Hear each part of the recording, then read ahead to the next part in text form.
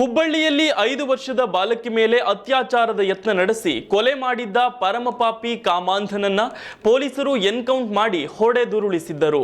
ಇದೀಗ ನೀಚ ಅತ್ಯಾಚಾರಿಗೆ ಶೂಟ್ ಮಾಡಿ ಪ್ರಾಣ ತೆಗೆದ ಪೊಲೀಸರಿಗೆ ಸಚಿವ ಸಂತೋಷ್ ಲಾಡ್ ಸಲ್ಯೂಟ್ ಮಾಡಿದ್ದಾರೆ.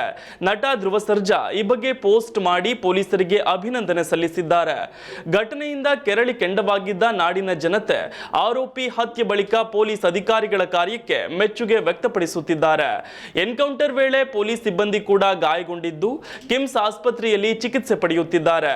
ಇದೀಗ ಜಿಲ್ಲಾ ಉಸ್ತುವಾರಿ ಸಚಿವ ಸಂತೋಷ್ ಲಾಡ್ ಕಿಮ್ಸ್ಗೆ ಭೇಟಿ ನೀಡಿದ್ದು ಚಿಕಿತ್ಸೆ ಪಡೆಯುತ್ತಿರುವ ಪೊಲೀಸ್ ಸಿಬ್ಬಂದಿ ಆರೋಗ್ಯ ವಿಚಾರಿಸಿದ್ದಾರೆ. ಅವರು ಪಿಎಸ್ಐ ಅನ್ನಪೂರ್ಣ ಅವರನ್ನು ನೋಡಿದ ತಕ್ಷಣ ಸೆಲ್ಯೂಟ್ ಮಾಡಿದ್ದಾರೆ.